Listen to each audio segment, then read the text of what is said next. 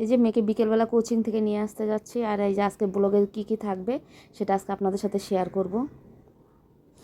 আসসালামু আলাইকুম, সবাই কেমন আছেন? এই যে বিকেলবেলা মেয়েকে কোচিং থেকে নিতে আসলাম। মেয়ে এখনও পড়াশোনা করতেছে, আর এই যে ছেলেকে নিয়ে আসছি, ছেলে বসে আছে বোনের জন্য ওয়েট করতেছে। তা আমি আবার বলতেছি আব্বু অনেক খারাপ লাগতেছে, কয় না আমাকে বোনের জন্য অপেক্ষা করতেছে, বলতেছে তারপরে এই যে আমি তো দাঁড়াই রয়েছি, আমার মেয়ে আসবে, তারপর একসাথে যাব। তারপর দেখি এই যে ছেলেরা বেরো লাগে, তারপরে এই যে মেয়েরা আস্তে আস্তে বের হচ্ছে, তারপরে ওই যে আমার মেয়ে আর ওর বান্ধবী স্বপ্না, তারপরে ওই যে ওরা আস্তে আস্তে বের হচ্ছে। তারপরে এই যে ওরা দুইজন বের হয়ে গেল, যেখানে যাবে ওরা দুজন একসাথে, ওদের দুজনের অনেক মিল। তারপরে ও ওই সাইডে চলে গেল, আমি আমার মেয়েকে নিয়ে চলে যাচ্ছি।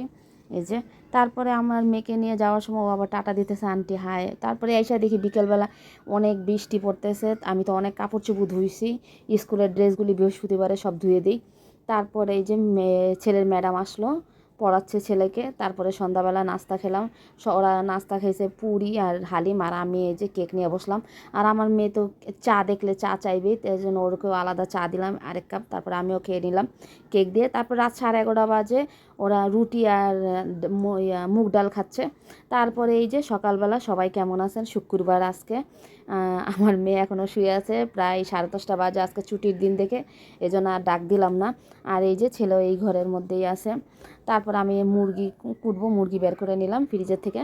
তারপরে এই যে চাও বসায় নিছি, নাস্তা খাওয়া হয়েছে হালকা পাতলা। তারপর আবার 11:30টার মধ্যে আমরা কেক দিয়ে চা খাবো এখন।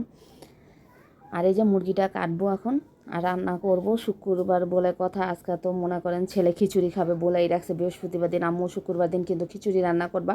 তারপরে এই যে আমি ডাল আর চাল ভিজায় রাখছি। তারপর দেখি ওই যে আমার মেয়ের বান্ধবী আসছে, ও স্বপ্না। পরে দেখি ওই যে এই যে ওদের স্কুলে মেলা বসবে, এই জন্য গ্রুপের কাজ করার জন্য একসাথে আরেক বান্ধবীর বাসায় যাচ্ছে। তারপরে আমাকে বলতেছে, আমাকে অনেক রোদ, এই আমাদের বাসায় চলে এসো দুপুরবেলা খেতে। কয় না আন্টি, ওখান থেকে ওখানে বাসায় চলে যাব, প্রচুর রোদ আজকে, এত রোদ উঠছে, অনেক তাপ। তারপরে এই যে ওরা দুজন চলে যাচ্ছে, আর আমি এখন ঘর বাড়ি গুছাবো, রান্নাটা বসাই দিব। তারপরে এই যে আমি তো মুরগি কেটে নিয়েছি, এখন মুরগিটা ভালো মতো করে পরিষ্কার করব, করে মুরগিটা বসাই দিব। তারপরে এই যে ছেলে তো টিভি দেখতেছে বসে বসে, ঘর বাড়িও গুছাতে হবে আমার। তারপরে এই যে আমি মুরগিটা কষাতে দিয়ে দিলাম চুলার মধ্যে, মুরগিটা দিয়ে তারপরে ঘরটা গুছায়, তারপরে খিচুড়িটা রান্না করে তারপরে গোসল করে আসবো। তারপরে এই যে সয়া সস, আদা রসুন বাটা, টক দই নিয়ে নিলাম। মুরগির মধ্যে আর টক দই না দিলে মুরগির গোস্ত ভালো লাগে না, এই জন্য আমি টক দই দিই, সব মুরগির গোস্তেই আমি দিই। তারপরে এই যে মুরগি প্রায় রান্না শেষ, আমি এই যে পেঁয়াজের বেরেস্তা দিয়ে দিলাম। অলরেডি একবারে সম্পূর্ণ শেষ হয়েছে মুরগি রান্না, এখন খিচুড়িটা রান্না বসাই দিব।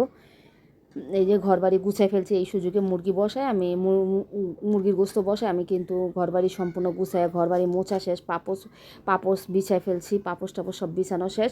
এখন খিচুড়িটা বসায় আমি গোসল করা দেবো, বারান্দার মুছছি, সব মুছছি, ছাদ ঝাড়ু দিছি, সম্পূর্ণ সব কাজ আমি প্রত্যেক দিনের রেগুলারটা করি। এই যে ঘর মোছার বালতিটা রয়েছে, ঘরের মোছার পানি। তারপরে এই যে পাকের ঘরটা মুছে আমি গোসল করে আসছি, সব কাপড় চোপড় ধুয়ে দিয়েছি। এই যে সম্পূর্ণ কাপড় ধোয়া শেষ, এখন মরিচ টালতেছি, মরিচ টেলে আজকে পেঁয়াজ দিয়ে ভর্তা বানাবো।